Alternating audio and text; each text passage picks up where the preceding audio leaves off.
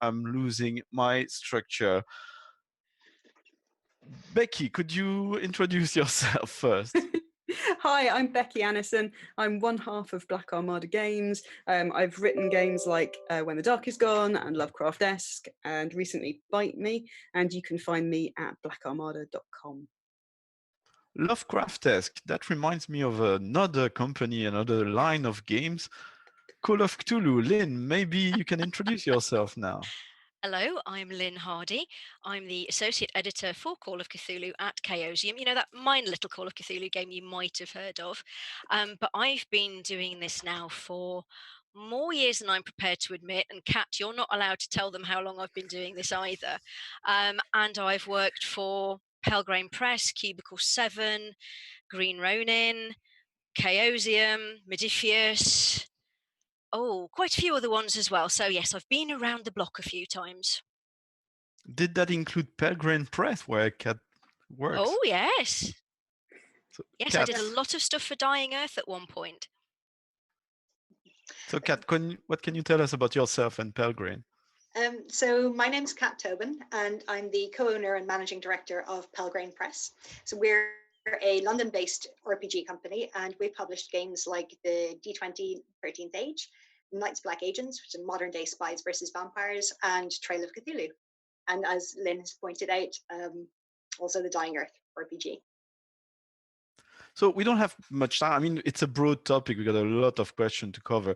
Our first broad question is we're going to try to work out if there's such a thing as British or Irish flavored RPGs. Is there something specific to that? And I thought to start with that, we could start with asking you, who is your favorite British or Irish author? Who would that be, Kat? So I'm really quite biased. I've been really fortunate to work with a lot of the best writers, I think, from Ireland and the UK. So I'm going to go with an Irish person because I think the other panelists might focus more on the UK. So my favorite Irish RPG writer is Gareth Ryder Hanrahan. I'm biased because he's both a very dear friend of mine and also he's one of our main writers at Pelgrane Press. But he's had a very, very extensive career. You know, he started off way back, Fado in the old times, writing for things like Blue Planet, and then he got picked up by Mongoose and has basically worked his way through, I think, all of the UK RPG companies. At some point, he's Mongoose, Cubicle 7, Pelgrane. So yeah, he's very prolific, but also just has a really, really strong understanding of adventure structure, and his style is always quite playful. It's really fun, but really learned as well, really erudite. So he's probably my favorite. But if I had to pick a UK one, it would be one of my co-panelists because they are, having worked with them both, they're both fantastic. Aww. Just one of them. No, both of them. They're both great. Don't make me choose, Kalum. Don't make me choose. And maybe Liz, who sadly, I didn't say anything about that. Sadly, Liz won't be joining us today. She's suffering from a flu, which is very common here in the UK because it rains all the time. But we say our best wishes of getting well soon. So, Kat, you worked with a lot of people, but Lynne, I heard you've been the editor for a lot of British and Irish authors. Which one of those people is your favorite, Lynne? Oh, no. You are not making me choose a favorite. That's no. I'm not doing that. Come on, you must have one. No. I have to still work with these people. No, I'm pleading whatever the gaming equivalent of the Fifth Amendment is on this one. I have worked with a lot of incredibly talented British and Irish writers. I've been very fortunate to work with a lot of British and Irish writers. And most of them have been incredibly good. You know, there's been one or two not so great, but you know, we've usually helped them pull their socks up and develop their craft. So no, I'm definitely not choosing. I'm staying out of this. So, Becky, who is your favorite Irish or British RPG author? So I've also got a lot of friends in the community, but I'm not going to skip the question like Lynn. I'm going to nail my colours to the mast because I do have a favourite author, a UK-based There's no author. fifth in the UK. We don't have a constitution. It's a parliamentarian monarchy. I don't know what is this thing. But I have a favourite, and that's Joanna Piancastelli. So Joanna Piancastelli, I think part of the reason I love her work is that I kind of consider her to be a bit of a polymath. I think that she can write LARPs, which she's award-winning LARP write. She wrote Unheroes, which won the first ever Golden Cobra Award, which I've played, which is an amazing game about superheroes. She wrote Before the Storm, which is in the Seven Wonders by Pelgrane Press. Plug that. Which is a really beautiful indie storytelling game, which is very emotional. It's just such a beautiful little game, actually. It's about the conversations that an adventuring party might have the night before a battle, which most of them won't survive. And I believe that there was an episode of Game of Thrones in the very last run where those of us who have played Before the Storm, we watched the episode and we went, hang on a minute, that's Joe's game. That's a TV show of Joe's game, that. Which is just... It's great because it was the only good episode this season. So, well, that's what Before the Storm is like. If anybody fancies playing it, and then I think it was just was it this year or last year that she co-ran Marked? It was last year, I think. It was last year, which she co-ran Marked with Graham Walmsley, which was sort of like a UK blockbuster LARP, which was I think it was like being in the academy. Being in the Professor X's academy at like in Marvel X-Men series. So it's like if you had turned up to the academy, this is kind of the experience you get. And they ran a blockbuster LARP based in the UK, which I believe I couldn't make it because I have children, but I believe it was absolutely fantastic. And I think that's one of the reasons I love her work. It's very thoughtful, it's very considered, but it's also very broad. She has this kind of very broad brush approach. And can tackle everything from a blockbuster LARP right through to kind of a small indie style game, and just excels at it, whatever she does. So amazing. There's so many good stuff out there. Even if I wanted to play only British RPGs, I would struggle to keep. I got a few in my library just there, Taking Dust, which I purchased. I haven't played yet. But Lynne, you skipped the question, so I'm gonna put this one on you. I find it's a tricky one. Of all these authors, among which some you love and others you don't, is there anything? I never said I didn't love them. I just said we had to train them better. Is there something inherently, British or Irish? Is there something which takes them apart from US authors you find in their work, the way they approach things, or anything really? That is a good one. Thank you. One of the major things is if they're writing scenarios, if they're British and Irish, they don't tend to think about guns quite as much as American writers, particularly for Call of Cthulhu. Obviously, there are certain cultural touchstones as well that British and Irish writers will use that American writers won't. There's certain terminology and phraseology that you can spot the difference. But a lot of the time, because we've been raised on very similar materials, there's not as many differences as you might think. Do you share that assessment, Becky and Cat? Yeah, I think the guns is a very interesting point. I was recently part of an online discussion where somebody was asking for advice on how to make a game feel more British. And, all the British people, one of the first things they were saying was guns is the culture is completely different. Not only does the average person not have guns, don't have access to guns. I can't remember the last time I saw a policeman with a gun outside of London. You occasionally see policemen with guns inside London, but outside London, it's incredibly rare, usually only when there's pretty much a high terrorist alert going on. And it's not really in the cultural consciousness in the same way. British people, our cultural experience of guns is farmers have them. If it's a sporting thing, then they're kept at, there's a club that you go to, but you don't have them at home. And then we see them on US TV shows, and that apart from the gun tragedies that we've had in this country, which have been fairly few and far between, it's kind of quite limited, and it really kind of changes, I think, your way of looking at it. solving problems and Yeah. adventures and that sort of thing. That was one of the things with Scritch Scratch, which I did for Call of Cthulhu, was having run it for American groups and British groups. One of the first things the American players usually ask for is, well, can we have guns? And funnily enough, as you said, my reply is usually, are you a member of the landed gentry or are you a farmer? Because that's the only way you're getting a shotgun. And if not, no. Whereas the British players and most of the European players, they don't ask that question. Cat, beside guns, Yeah, how so I often think in Ireland?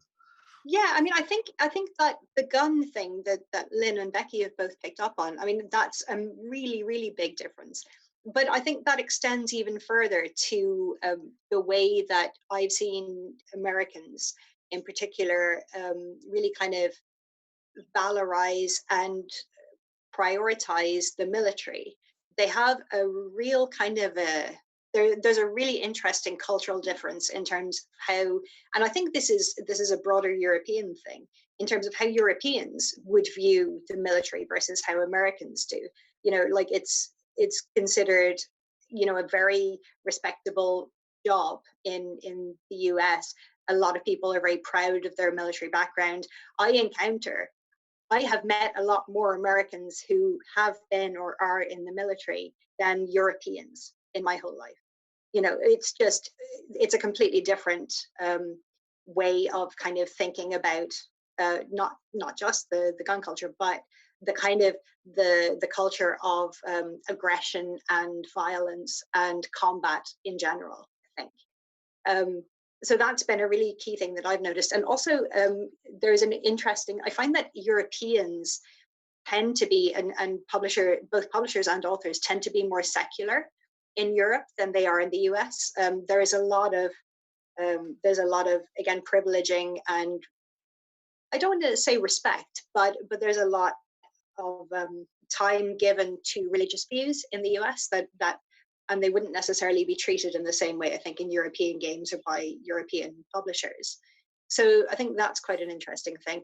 It's also really interesting as somebody who's involved in the RPG industry in the UK, we don't really have a native industry in the same way that there is one in the US. Like, I feel like as a British-based company, Pelgrane is always looking to the US. We're always looking at what's happening there. You know, all of the cultural trends are being set in the US, and we're always kind of going, oh, well, how can we bring what they're doing over here? And there's a lot of importing of US kind of cultural values and progressive values, and also trends in terms of role playing, in terms of what they're doing. And we tend to really take those over here. Like, we import them much, much more so than we export them. I mean, I think that's not just true for RPGs. I think that's the way the cultural exchange tends to go in general. But it means that, like, as a kind of a really kind of small example, a US person writing an RPG or publishing an RPG will never think to reference the country that it's taking place in. It's just always assumed it's the US.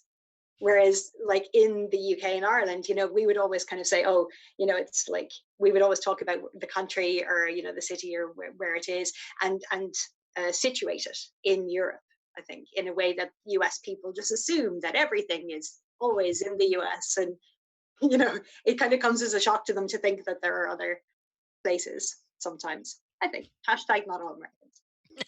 I don't want to bring the debate on the other side of the channel, but yeah, I do want to share a tiny bit about the experience in France and Belgium. It's interesting how when you play a game, there's a lot of tropes which are either you played your story in the US because you're following tropes which you find in movies and TV shows, or you have to change it a lot for them to work in your home countries, like superheroes, etc. And you mentioned gun.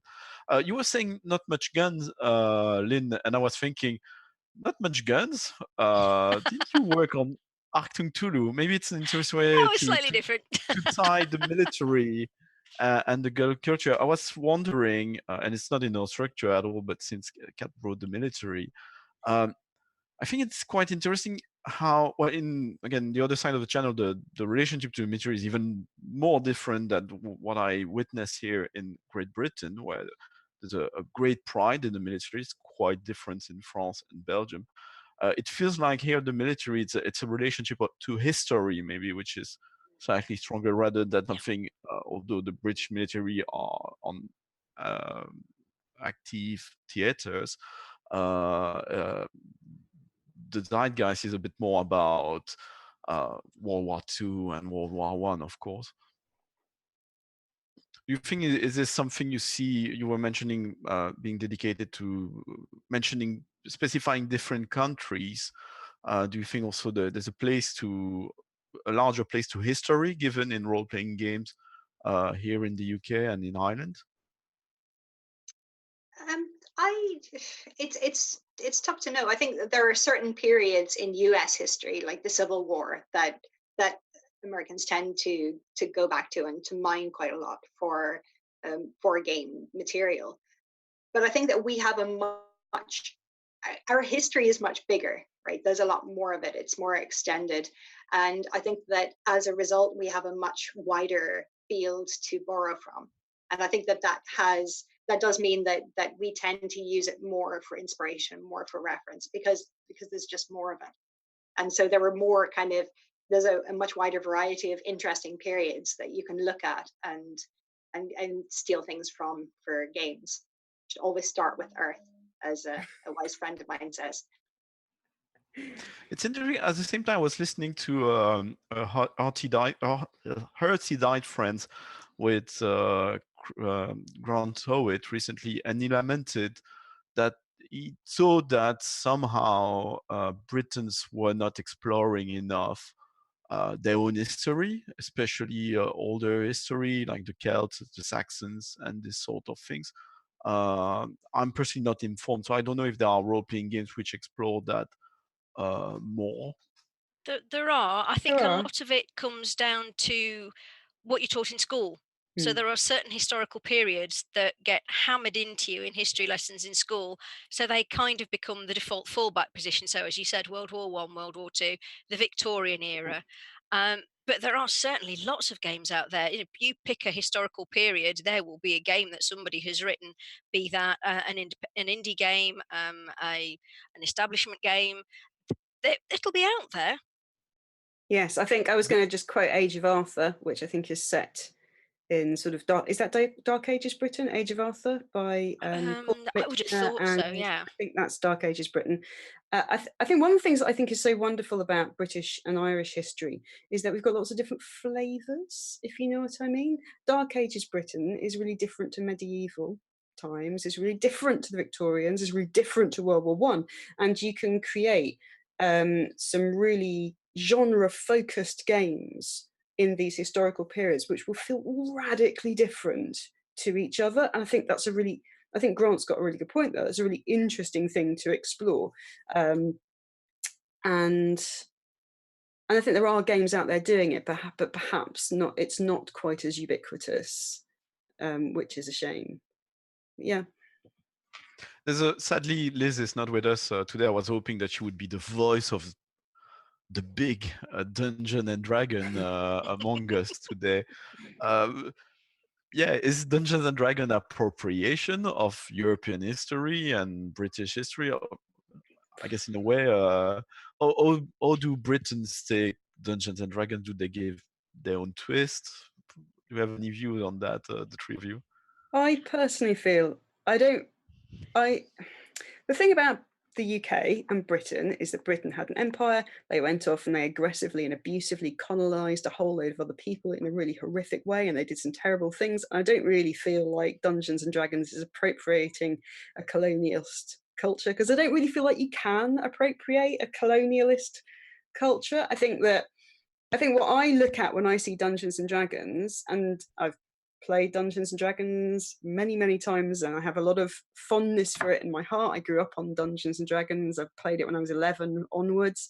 But when I look at it, I see it kind of feels a bit old-fashioned to my eyes in terms of its genre setting.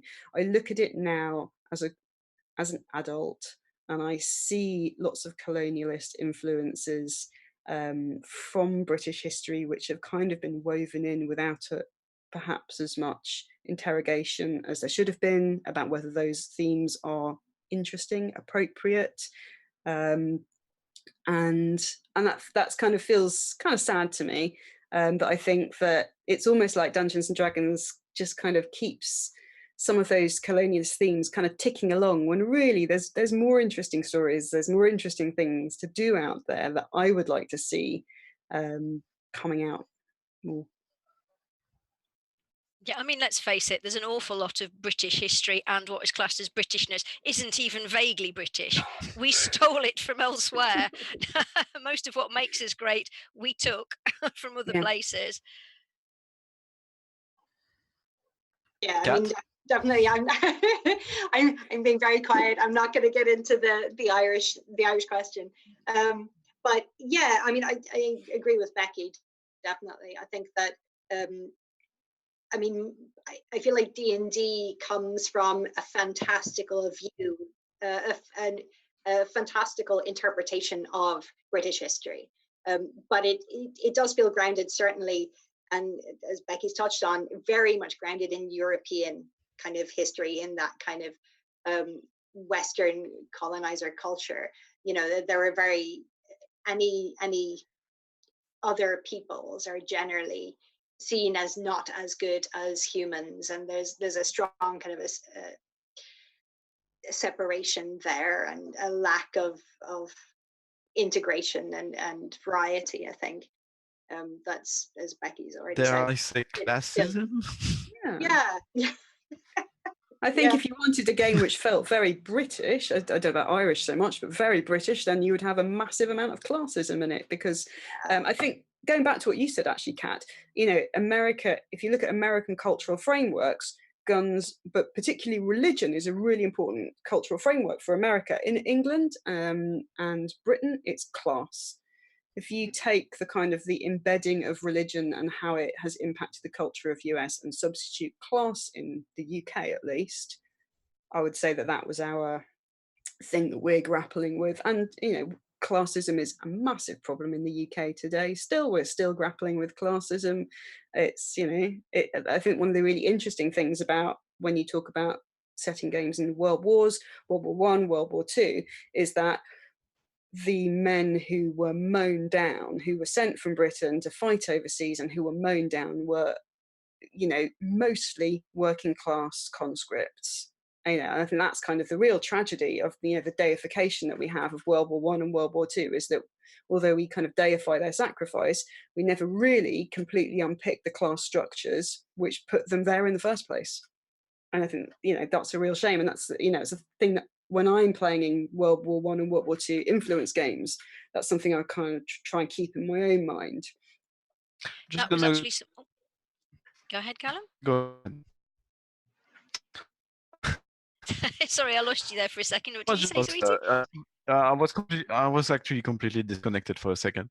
My internet connection isn't stable. Anyway, I was just thinking, role-playing game very British. I think you should have and have it's magic rather than money, so it's fun. Magic people don't have it. Okay, and to make it British should be a board. I wonder why no one thought about a role-playing game based on that, or series of books. So there's no chance Chaosium is getting Harry Potter, is it? No one will ever get Harry Potter. It's just not going to happen. I heard a rumor that that J.K. Rowling is just not a role-playing fan. Like, she just does not want there to be a role-playing game of it. So I don't. Yeah, so is the rumor. So to close the, I mean, by all means, something on subject publishers and notes from and I was wondering, each of you, if you could tell, do you think there's one significant contribution to role-playing game, to the hobby, which came out as a publisher, as a line, or anything which came out of here between the channel and the pond? So I just broke up quite a lot there. Would you say what significant role-playing games have come out of the UK If you and had to Ireland. name one major contribution from British and Irish role-playing game publishers and authors to the hobby, what would that be, if Oh, any? it's got to be fighting fantasy books, hasn't it? Yeah, followed Nice. closely, I would have said, by Yep. Warhammer. I Yeah. was going to say Warhammer. Yeah, that was going to be my thought on it. Yeah, I think those are kind of the big two, aren't they? Really. Mhm. I think so. Trying to think of something more in the traditional kind of RPG space. I mean, there have been some amazing games which have come out of like the UK in particular. Our publishing industry here in Ireland is not as well developed as we might like it to be. But in terms of like really kind of, you know, genre defining kind of games, yeah, I think of, definitely Fighting Fantasy, Warhammer. It's interesting because if fighting fantasy is a major contribution to role-playing game, then I mean it's controversial, but did role-playing game then started with Gary Gygax and Dungeons and Dragons, because there were write your own adventure books back in 39 or something like that. Keep losing the reference to this. Yeah, they've been around for a long time. Yeah. Well, I mean, Yes. H.G. Wells did his own little war game that had some elements of role playing in it, if I remember right. So Wow. there've been elements of it around. Obviously, as long as children have run around waving sticks at each other, playing Let's Pretend, you know. So it's just codifying it, getting those rules on paper, getting other people to buy those rules and play them. Really, is when you see that sort of development of a gaming industry. So from now on, let's say that H.G. Wells created role-playing games, and we beat the Americans to it. Yeah, I just had a thought there actually while Lynne was talking about kind of, I was still kind of stuck on this like formative games to come out of the UK thing, because I'm like, I know that there were some, and a thing that like something that seemed to me to really punch above its weight in terms of inspiring other games was Slay Industries, which was Yes. kind of very early kind of, I don't know, did you work on that, Lynne? I did, yes. I used to moonlight from my PhD. Yeah, I used to slink away the weekend up to Glasgow to get a break from the PhD. but I'm not familiar with that. What is it? Oh, Lynne, do you want to? Yeah, well, it was a really dark dystopian future game written by Jared Earl, David Alsop, and a variety of wonderful people, and it was really very influential, very influential on British gaming. I think, but not just on British gaming, but also I think on US horror gaming. I think it really kind of taught a lot of Americans what you could do with horror and like directions that you could take horror gaming. Like I've heard an awful lot of people say that it was a really big influence on them or really inspirational for them. And I think we'd be remiss as well to not mention James Wallace and Hogshead, because they did a lot of, I mean, they're, you know, like Woofer, like Warhammer Fantasy Roleplay was a great game. And again, you know, I think quite important in terms of an influence. But oh my gosh, I'm going blank. The game about the Amber. Is Paranoia British or is it American at first? American. It's American at first. I mean, there's the Tales of Baron Munchausen. Yeah. I mean, Baron Munchausen and Once Upon a Time are both really, you know, were both big influences. Like the indie Nobilis, that's the game I was trying to think of. Yeah, but I think that those three all kind of again showed people, you know, they were quite early on. They were kind of like late 90s, and I think they really showed people that you could expand role playing, you know, or kind of gaming out into other directions. I think they were all quite formative in that. I was going to sorry, go ahead. I was going to give an honourable mention, and you, Cat and Lynne might know more than me, but the British freeform LARP or parlour LARP tradition, I think, has always been incredibly strong. And the kind of I'm thinking of Peaky Convention in the UK, which is a LARP writing convention in the particular kind of, so not sort of what I would call boffer LARP or rubber swording LARP, and not Camera UK Mind's Eye Theatre, but I think that our tradition of the creation of freeform LARP, which is very our tradition created of freeform LARP was very distinct to Nordic LARP, although now there's obviously a lot more crossover between the two. But I think that the freeform, the UK, British and Irish freeform tradition has always been quite strong. Yeah, I would say it is. It is very strong, and I would also say that there is a lot of cross-pollination between the two. I mean, I took a break from tabletop role-playing and did mostly freeform for a while, and certainly the things that we did in freeform informed my then role-playing, tabletop role-playing writing when I came back, and an awful lot of the writers have done some freeforming. One of the conventions, obviously Continuum, there's a lot of, that's a very old, long going convention in its form as Convulsion and Continuum, that has a huge freeforming element alongside the tabletop, and you get people going backwards and forwards between the two. So yeah, I think they've both helped feed into each other and hopefully shared some really good practice and allowed sort of like a real strength to develop in the British and Irish gaming industry through working alongside each other. Very much so, I think, yeah. I mean, my understanding is that a lot of the UK freeform tradition comes from the New England freeform tradition. That was kind of, but they definitely developed in parallel. And the idea of Peaky, where a group of people all go together to little groups of cottages and write a LARP over the weekend, which is then play tested by the other people there. I mean, that's a really strong concept, and really, you know, and it's been adopted now in the US, and I think also in New Zealand.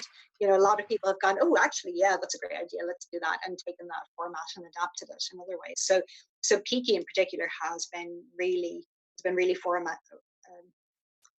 Really kind of inspirational, really influenced a lot of other ways that people write chamber LARPs in particular. And yeah, and Consequences, the chamber LARP convention, which is on every November, is also, again, it's a really strong kind of a base for that kind of chamber LARP, UK freeform, kind of, as we call it. Let's discuss conventions towards the end. We will come back on that topic. So I should have said that at the beginning. We're sort of structuring the thing. We're talking about publishers now, and then we're going to talk a bit about the community and then conventions. So if you're in the chat room, please throw your questions. So you're a bit past time to ask about publishers, although you can try. And Tom is going to forward those questions to us.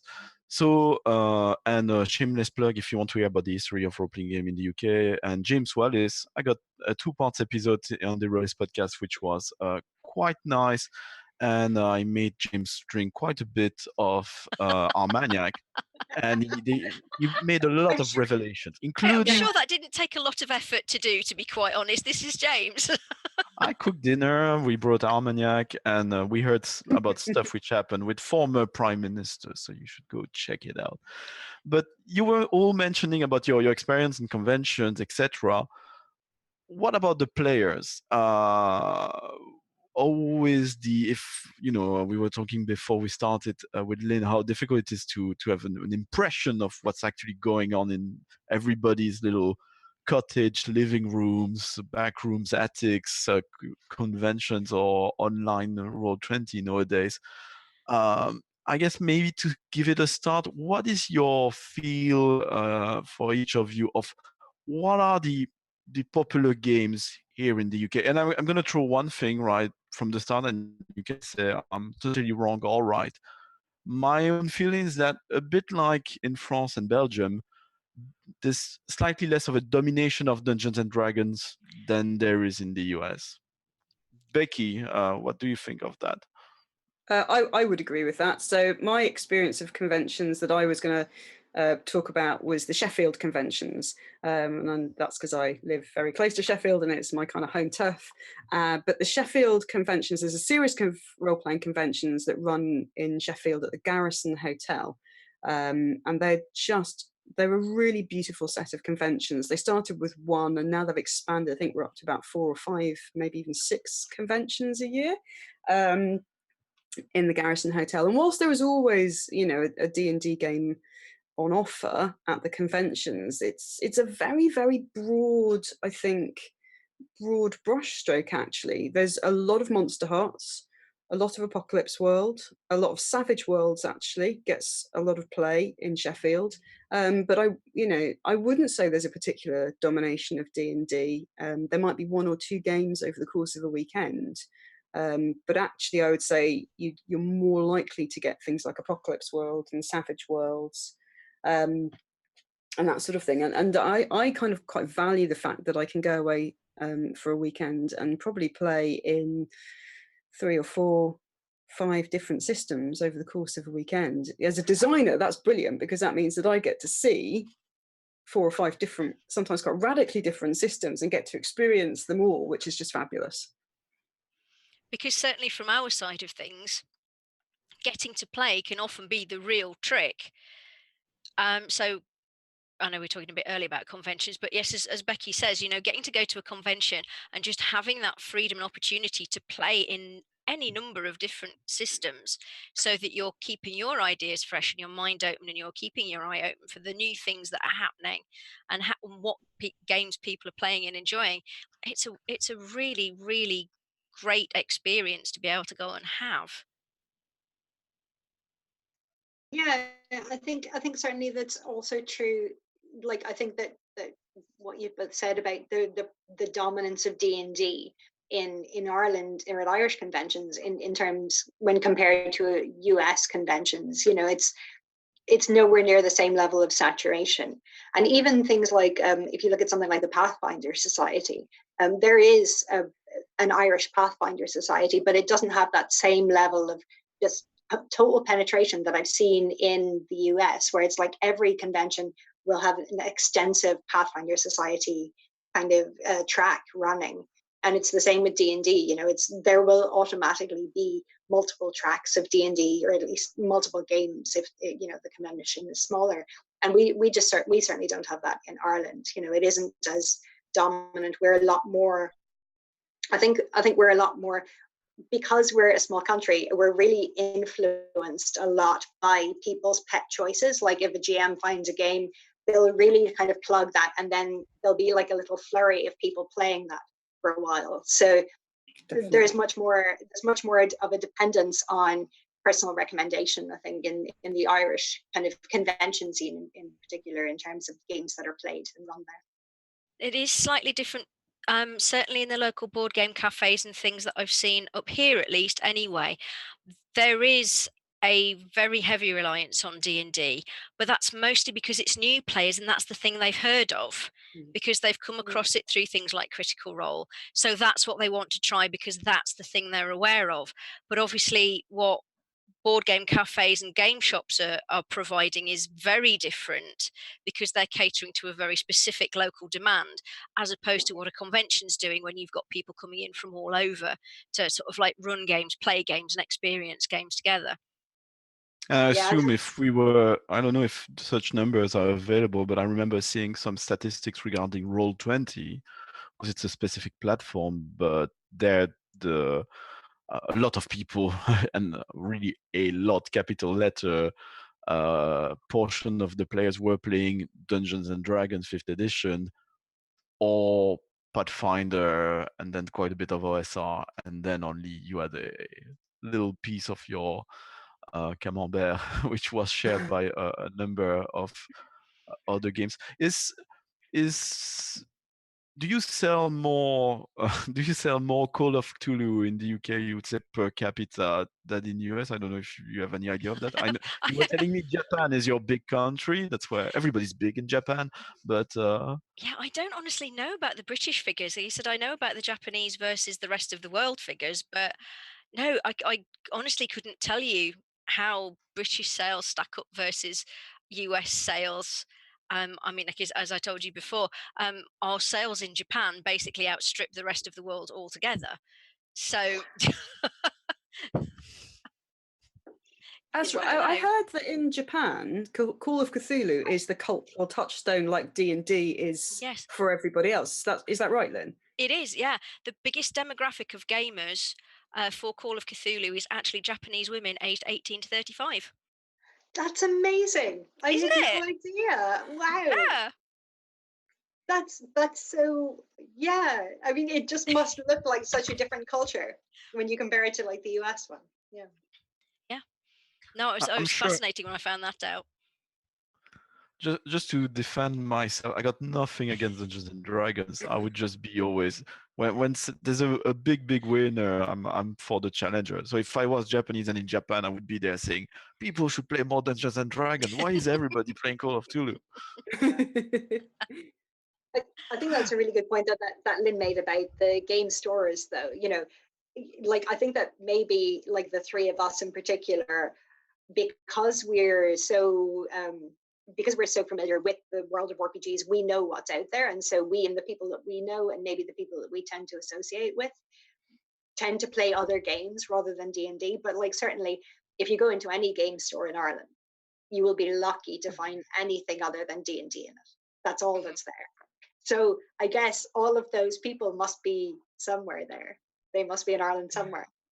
So maybe it is just that we're coming from a different RPG culture, effectively, to, as Lynn pointed out, like new people who are coming into the hobby and only asking for and so being sold and playing D&D because that's all they know.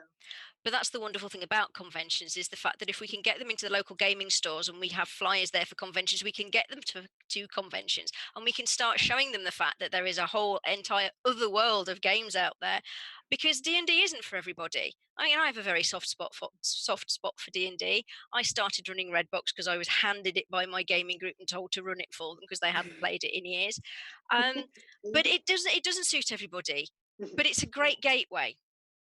Yeah. I think as Ye- well, it's also about telling stories. That's what we're all doing this for, isn't it? Because we all love telling stories.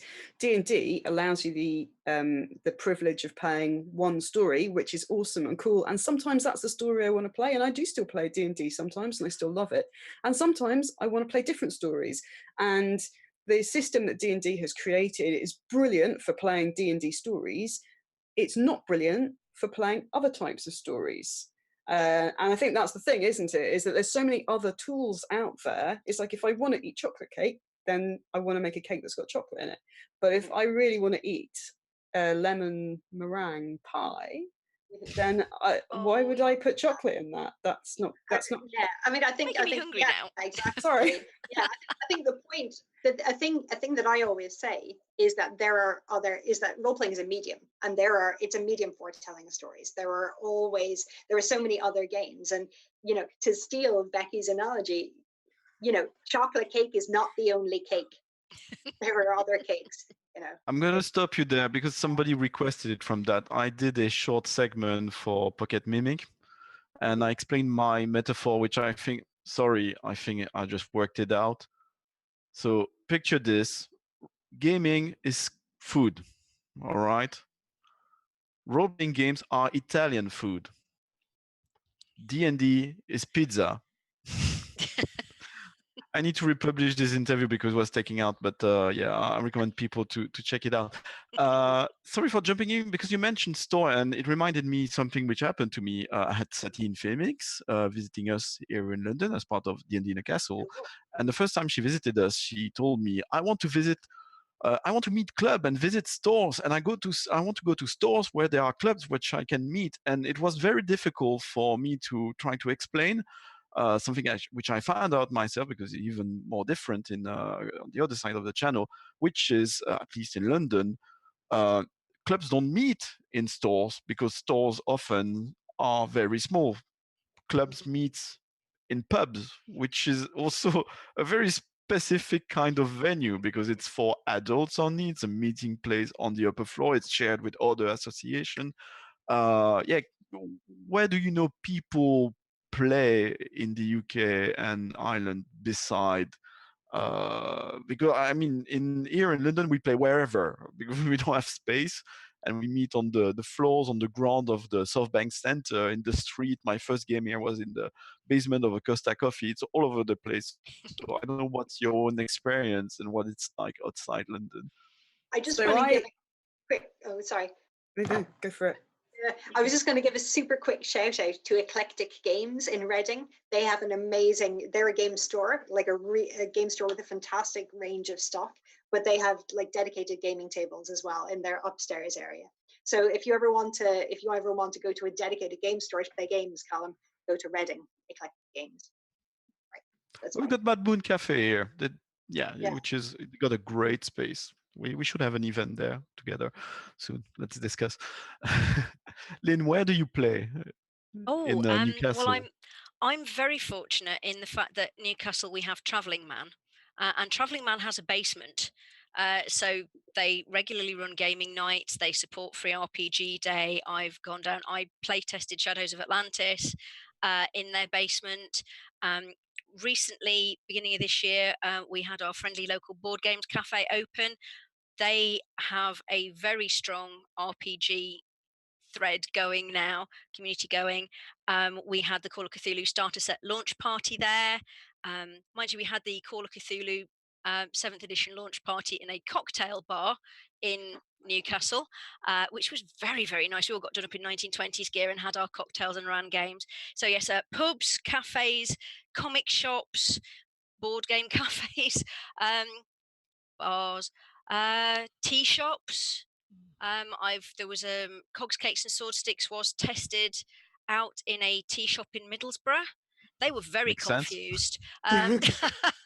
What are these lunatics doing in the middle of our tea shop? But they were very happy because we were buying lots of tea and cake. So yeah, I mean, I've gamed in a lot of places.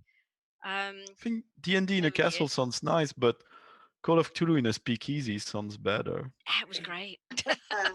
I have played games in castle as well, because as I mentioned to you before we went on air, we have so many castles in this country. We let students live in them at Durham. Durham Castle is actually part of the University College Hall of Residence, and we had friends there when I was at university. So I've run a vampire game in Durham Castle, and you can do these things. I think that you make a good point there about student societies. So I was lucky enough when I was a student, I went to Oxford University, and the thing about being at Oxford, well, one of the many things about being at Oxford University is that students, when I was there, got to rent rooms in their colleges for free. And of course, colleges, like Lynn said, they can be the most amazing Baroque Victorian buildings. They can be modernist, look like spaceships almost on the inside. And I have played in some of the most beautiful rooms in Oxford University for free. And so if you can find yourself a student society, and I'm sure that Oxford isn't the only one that has a good role-playing tradition, there are almost certainly going to be rooms, college rooms that get booked out in universities for role-playing on a pretty regular basis. But locally, now I'm grown up and moved away from university, we have a local gaming group that meets every Friday night in a church hall. Church halls are a mainstay of UK rentable spaces, cheap rentable spaces, and we share it with the ladies' Zumba class on the other side. And for me, that's like a perfect British experience, isn't it? You go in, there's an aerobics class going on in one room, there's probably some sort of parish meeting going on in another room, and then there's board games upstairs and role-playing downstairs, and quite affordable prices to kind of rent the room, because you have to pay to rent the room. So what is it like in Ireland, Cat? I mean, I hate to perpetuate stereotypes, but we do, like, You're most not playing in a potato field, are you? No. No. But we do, most of the affordable rentable rooms in Ireland are in pubs.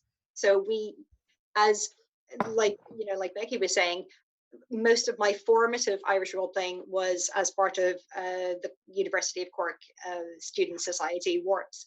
So we role played all over campus, literally in any location where a couple of us would get together, we'd role play. And we've also role played quite often on public transport, like particularly vampire LARPing. Back in the day, it used to bleed over a lot into real life. So my best friend has like a really funny story about having traveled to Glasgow, a group of Irish vampire players having traveled to Glasgow for a vampire LARP. And on the train, on the way back, very loudly in their Irish accents, talking about having to take somebody out because, he had revealed too much and they were just going to have to kill him. And they didn't get arrested, which is one of our friends group's taglines. Nobody died. So that was all good. We did have British Secret Service once tried to arrest some of our players for a campus-wide game that we did in our college, though. So got very lucky that time that no one died. But that's a whole other story. But yeah, so we used to play a lot in campus as students, but now as grown-ups, it's almost all pubs. We have like a lot of kind of game societies that ex-students have kind of set up around the cities, and they're all like meeting in rooms and pubs. So that's where we are. Or in people's houses as well. You know, like I live quite remotely in Ireland, and I'm really excited because a board games cafe has literally just in the last 2 weeks opened up in my hometown. So now I'm going to be running all my games there, which is very exciting. But previously I was just doing a lot of gaming online. That's where I'm doing most of my gaming at the moment. So in the chat room, we got Caro EMD, who confirms that in Cambridge they meet in bookshops and pubs, but they sadly don't have a friendly local game shop. I've got Tom from the RPG Academy who is frantic, and he thinks it's important I make a case to say that at AcadeCon in Ohio, most of the games are not Dungeons and Dragons. So well done, AcadeCon. Well done. I don't want anyone to think we're like hating on D&D. I have a lot of love for it, but it's like I don't want to only eat chocolate cake in my life. The pizza. Oh, pizza. I'll send you the link once it's back online. Yeah. Cake, pizza, pasta, lemon cake. We want to eat it all. Don't forget the cheese. And cheese. Yes, don't forget the cheese. Pizza is great. It's versatile. You can do a lot of things with it. So I'm amazed we are on time with the planning. So we can, since we don't have more questions, please, chat room, feel free to throw some.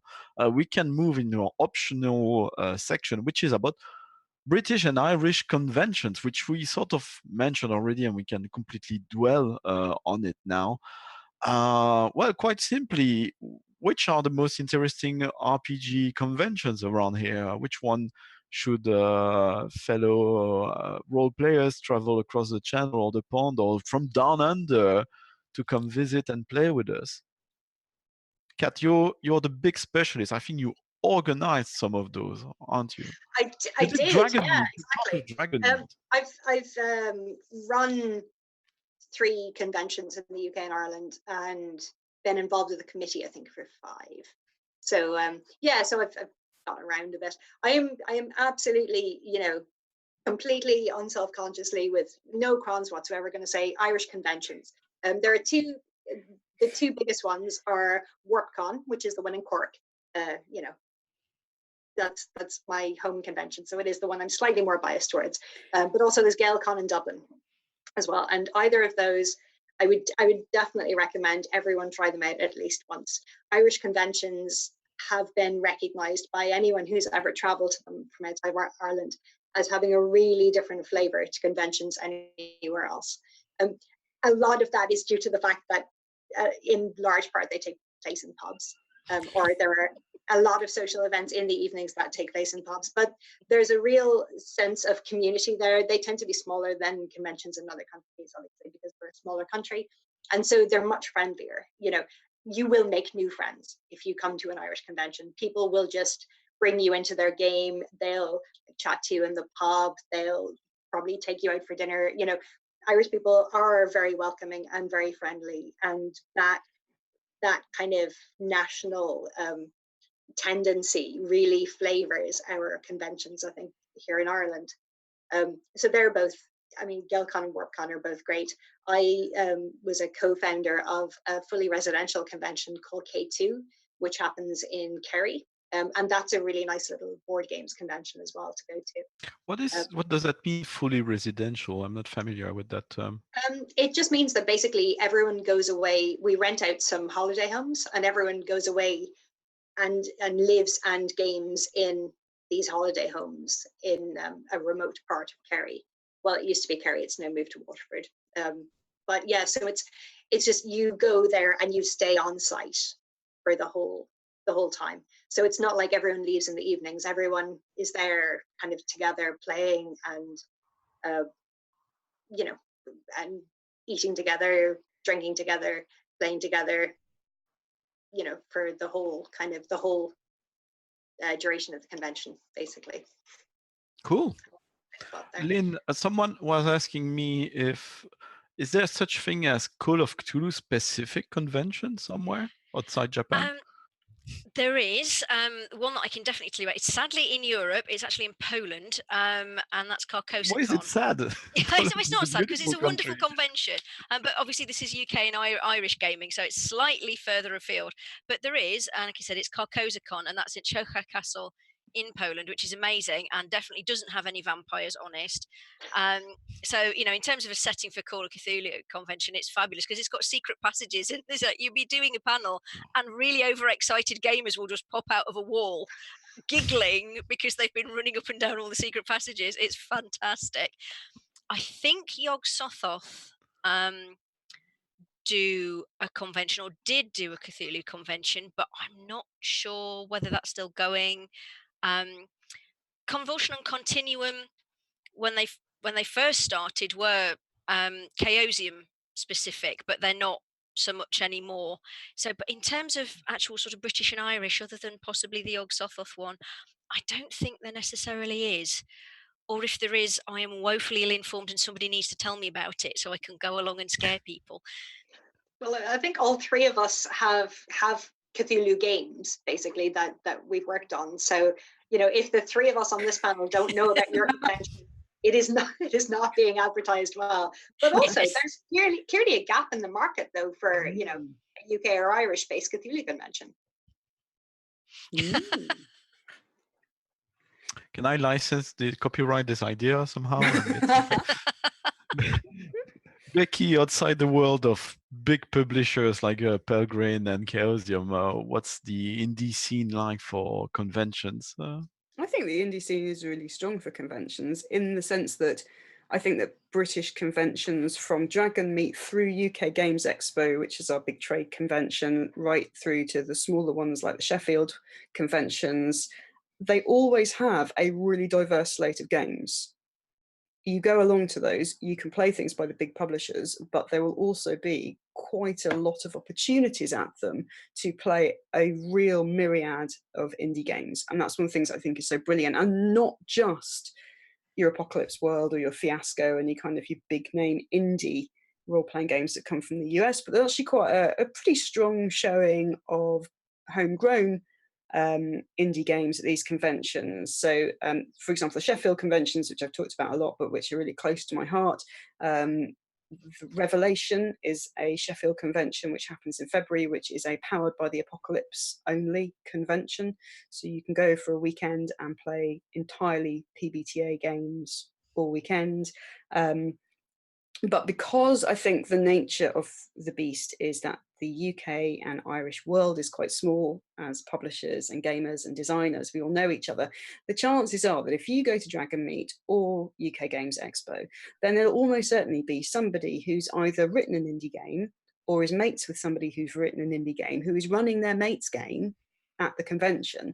And so you do get to play. So I know that Liminal is getting a lot of play at the moment at a lot of British conventions. Liminal is by Paul Mitchner. It's been nominated for an ENnie for Best Writing, I think. Yeah, I think so. Aren't you all nominated for an ENnie somehow? Am I the only one not nominated? I was really hoping I would be this year, and it's not happening. But you all are, I'm not. I'm only nominated because I'm riding off Pelgrane's coattails. Not at all. No, you're validly nominated as best monster adversary for Hideous Creatures. Yeah. So. Nice. You were saying is going back on previous topic, but we sort of skipped on that. Becky, you told me that you felt that there are several British indie games which don't get the traction they deserve. I think that's true. I think there's actually a really strong tradition of indie role-playing in the UK, but even in the UK, we're still playing more Monster Hearts, more Apocalypse World, more Fiasco, more Masks than we are playing Liminal, Spire, Legacy. And I think that actually, if you really scratch the surface, there is a really strong tradition of indie game writing going on. James Mullen writes some amazing games. He wrote is the person who wrote Hot War, is he? Yeah, he's in Scotland. Yeah. Hot War is Cold just City and Old War. yeah. I think is it Blood and Honor by James Mullen is a really great game. And I think that we have got is really well, obviously Cogs and Cogs, Cakes and Sword Sticks. I think we've got a really strong tradition, but we're perhaps not playing our own games as much as we ought to. We are playing them, and like I will go back to my earlier point that if you go to a UK convention, any UK convention, you will be able to play indie games at the convention. There is always a really strong presence, and we're getting a lot of gaming on demand now, which is which is a US invention, games on demand, which has come over to the UK. But if you go to any of the big conventions in the UK these days, you can have games on demand, which is, you know, huge amounts of indie, wall-to-wall indie. But I think that we could stand to have a bit more love for our own games and our own designers. And I remember I was at a panel at Dragon Meet many years ago where somebody sort of said to me, why do you think that we don't have a British or Irish, say, equivalent of Powered by the Apocalypse? So Powered by the Apocalypse, big indie system that's been hacked. It's really, really good. I've written the Powered by the Apocalypse hack. And I sort of said to people, I think maybe part of the reason that we don't have kind of a breakout Powered by the Apocalypse hack from the UK or from Ireland is because we're all playing Monster Hearts and Apocalypse World. So if we're all playing Monster Hearts and Apocalypse World and Fiasco and Blades in the Dark, well then our games aren't getting our homegrown systems aren't getting the same traction. Yeah, they're good systems. There's some assumptions also. I guess it's a bit like you were saying. US players or adventures, they just say it happened somewhere and people picture a place in the US. That's it. You don't need to specify. I think what I've noticed that when I ask a question, oh, can you name a game from this country or this country? Often people don't care and they make assumptions. So well, mentioning again Grant Howitt, I've interviewed quite a few creators at MCM Comic Con London, and many of them don't know that Honey Heist and all these games played on Critical Role and made popular by Critical Role as a side to Dungeons and Dragons are British. On one hand, it doesn't matter. On the other hand, the problem is that because it doesn't matter, the result is not that, oh, we know it's written somewhere in the world. No, the assumption is that it's written in the US. People, I guess Britons are more discreet. I mean, it's more professional experience, but the Americans tend to be more expressive, while the Britons are. I mean, it was interesting. We got the D&D Euro Tour, which happened. Hopefully, will be online. It was quite interesting to see Mark Holmes and Grant Howitt on the same panel as someone like TJ Storm and Satine, and see how culturally the modes of communication are slightly different. Yeah. I think that is definitely a part of it. I think that Americans tend to be much better at putting themselves out there than British and Irish people. We have that kind of, what is it, tall poppy syndrome, where if you're seen to be, kind of really making yourself out to be a big person, then you have to cut that person down to size and make sure they know where they're coming from. And so I think that has probably impacted it. But like Becky said, there are so many amazing indie RPGs that have come from the UK in particular. Again, our publishing industry isn't as well developed as we might like it to be here in Ireland. But yeah, like Gregor Hutton, Box Ninja, has produced some really groundbreaking and really kind of, again, influential indie RPGs from that imprint. Things like Best Friends, 316, those have really been taken by the US indie scene, and people have used those as inspiration for later games. And I can never remember the name of them, but there was a group of people down in the south of England, somewhere in, I want to say Portsmouth, either Portsmouth or Plymouth, I think. The Pompey Crew. Yeah. Crew. Where was that? That's Portsmouth. That's the Witch Road to Lindisfarne guys. Lindisfarne. Is it them? Which is one of the most amazing, not just indie games, but one of the most amazing RPGs I've ever played. It consistently produces really, really, intense and emotional role-playing experiences. It's such a strongly written game. And we have this tradition, or certainly in the UK, there's such a strong tradition of indie games, and there used to be a convention dedicated to indie games called Con something. It was one of the con ones. What was it called? I know which one you mean. Contingency, maybe. Yes. No, I can't remember. But it was. I think because of venue issues, they've had to shut it down. But like, there was a regular convention that only ran indie RPGs, that ran every year specifically for people to go and try and play new indie RPGs. And also, there's London Indie Meet, is an indie RPG games club that meets, like, when I was living in London, this is a couple of years ago now, it was meeting at least twice a week. Often nights the members would meet up more frequently than that. So it's, again, a really, really strong tradition of playing and designing and running indie RPGs in the UK. So Becky, before in our little text, you mentioned that one thing which you thought was lacking in the UK were panels somehow. What did you mean by that? So one of the I'm trying things to organize more panels, so I'm very keen to hear what you mean. I'm a big fan of panels. I love panels. I love panels. I love workshops. I love the idea of game jams, but I've never been lucky enough to go to them. And although if you go to the really big conventions like the UK Games Expo or Dragon Meet, there are panels. A lot of the panels at them tend to be Modiphius and Pelgrane and Chaosium always do a great panel, but it's a panel on what we've got coming up next. And there tends to be less in the way of the sort of panels I see coming out of the US and Canada, which are going to be, let's have a panel talking about romance in role-playing games. Let's have a panel talking about consent mechanics in role-playing games. Different ways of doing that, Yeah, and I think that's the thing, that we do have a tiny little bit of that at our big conventions, but it's much, much bigger in the US and it's much more ubiquitous. And I would love to see more of a tradition in the UK of talking about design theory, about safety mechanics and consent as panels, and having really big conversations about it. And I know that, like in Nordic LARP, they have, I won't say Knutepunkt, Knutepunkt, which is a convention. It's a LARP convention, but they have a load of panels again talking about LARP design theory, about safety mechanic theory, about world building design. And I just think that's a thing that we've got a little bit of, but we don't have enough of it. It's a really cool thing and we need more of it. It's a really weird thing. I seem to have been doing a lot of that in game shops and board game cafes, but not at conventions, because it's the really weird thing, certainly with having been to a lot of American conventions now and a lot of British and European ones, is that British and European ones, people go to game.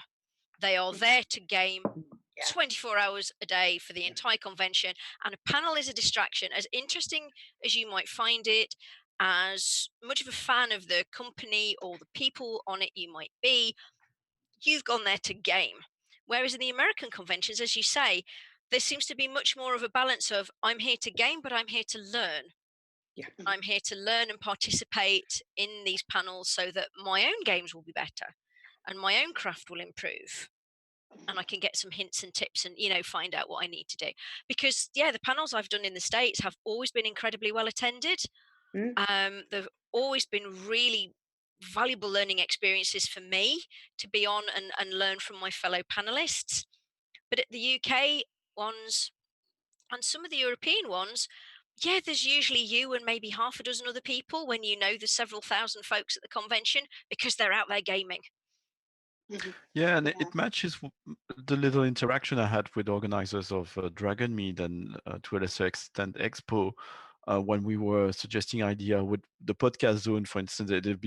Dragon Meet has been brilliant and super welcoming of that initiative. But as soon as we talk about, let's try to do something like a live panel or things like that, which we would record, the feedback, which I perfectly understand, is that they are not big drawers, and when you see the space they take, this is space which the attendees themselves would prefer to see allocated to gaming tables. Yeah, it's interesting. One of the some of the best RPG panels that I've been on in at our in Irish or UK conventions were actually not at an RPG convention at all. They were, and actually one of them, Becky, was also on, but they were at Nine Worlds, which was more of a kind of a geek cultural convention. More so, it had like an RPG track, but it wasn't RPG specifically. But again, the panels and seminars formed a really big part of the geek convention culture.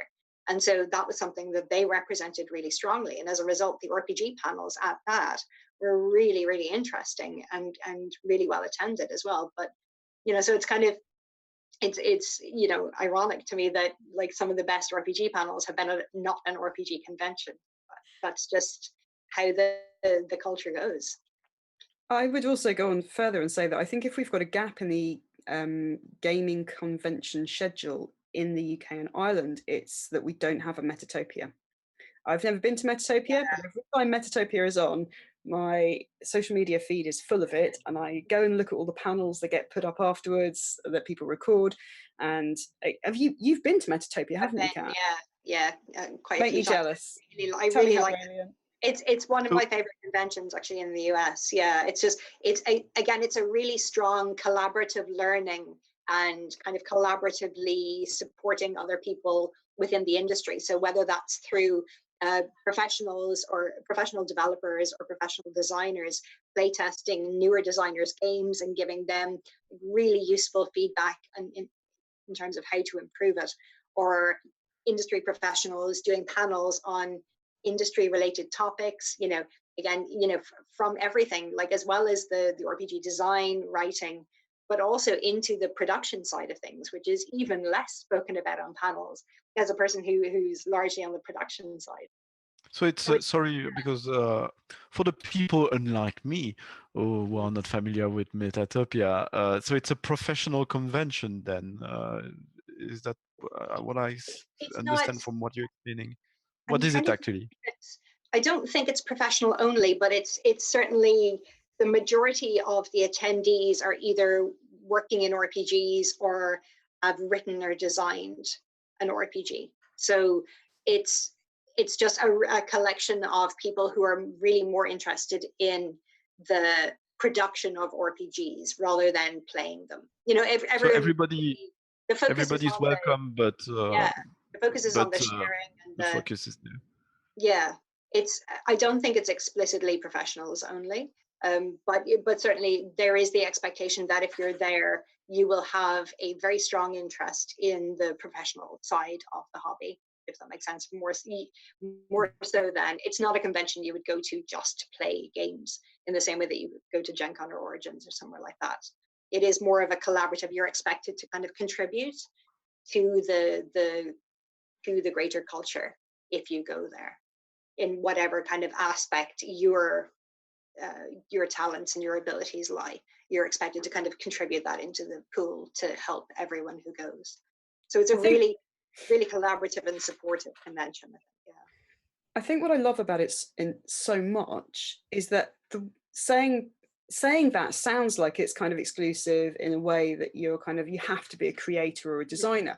What I think I love about the idea of Metatopia, and that I'd love to see in the UK, is, to me, it's a recognition that all of us in this hobby, even if all we do is buy a D&D module and run it, all of us are engaging in an act of creation every time we game. Yep. So the idea of Metatopia to me is, it's how do I DM a D&D dungeon module better, right up to how do I create a Trail of Cthulhu and publish it and print it? Because all of us are engaging in creative endeavor. All of us can learn to do it better. I can learn to be a better player, for goodness sake. You know, I'm sure that there's things I mess up every time I open my mouth, you know.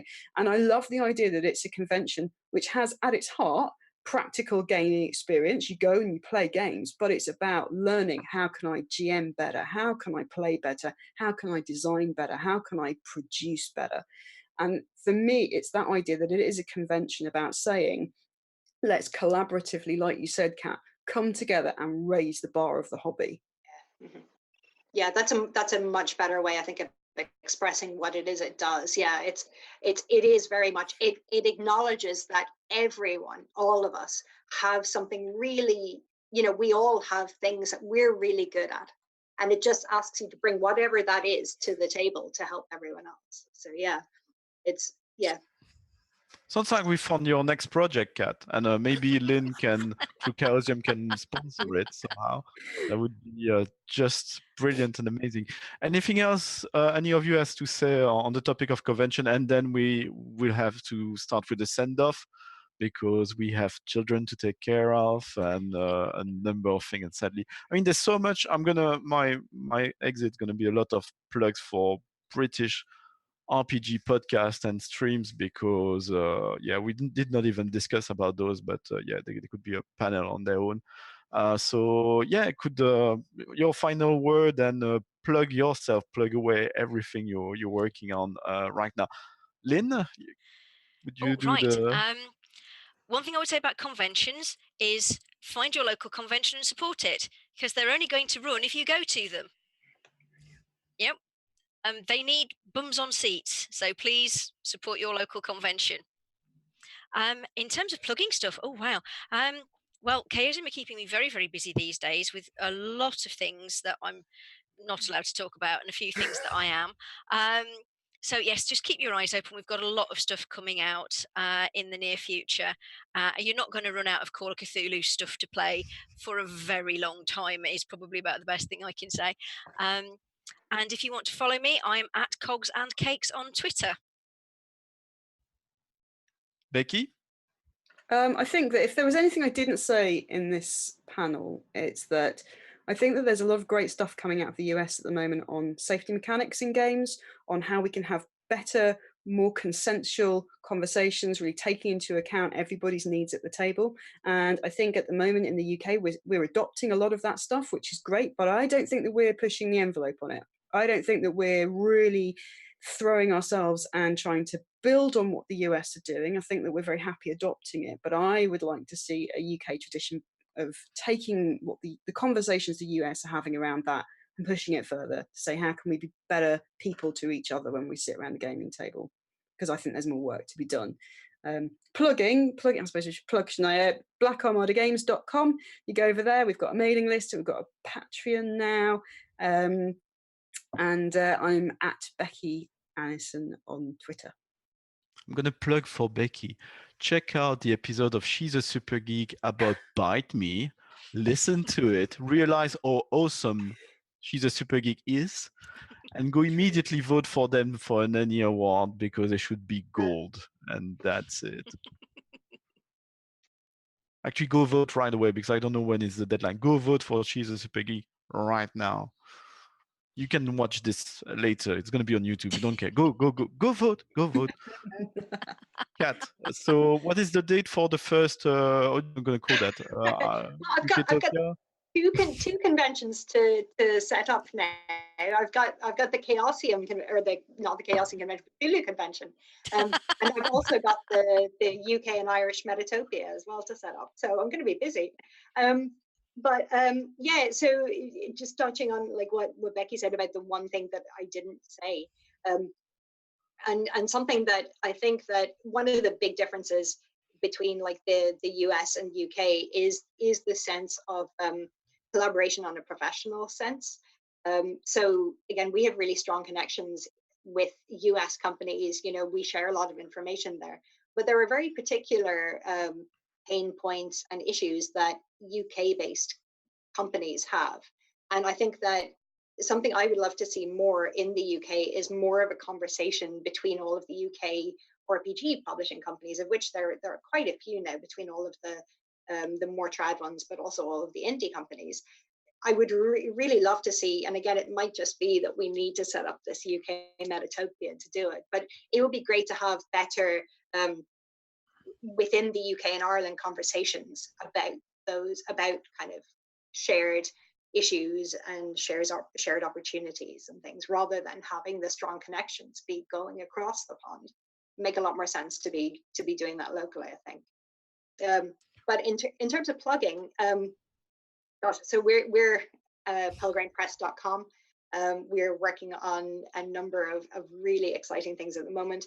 Still waiting for the LOK or the Yellow King RPG to come out. We've had some significant issues with the printers on that, but that's going to be coming in the kind of autumn 2019.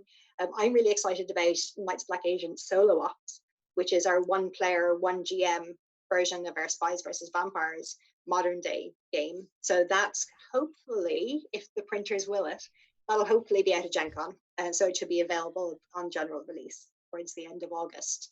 And actually talking about the publishing industry in Ireland, I'm in the process of setting up an Irish games company, which is going to be called Taspy Games. And that's hopefully going to be publishing more Irish writers and more Irish RPGs. So keep an eye out for that over the coming year or so.